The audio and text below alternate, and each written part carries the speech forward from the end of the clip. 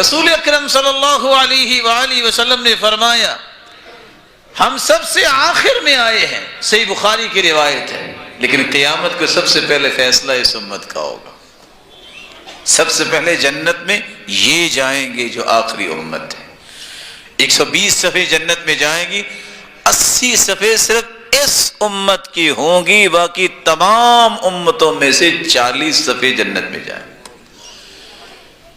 لیکن حیرانگی کی بات ہے آج پھر بھی دوستیاں ہوتی ہیں، اور یہ حدیث بطور تحفہ لے جائیے، صحیح مسلم کی روایت ہے، رسول اللہ صلی اللہ علیہ وسلم نے فرمایا، یہ صحیح مسلم کی روایت 2767، جس میں اللہ کے رسول صلی اللہ علیہ وسلم نے فرمایا قیامت کا دن ہوگا، مسلمانوں کو لایا جائے گا جن کے گناہ ہوں گے پہاڑوں جیسے۔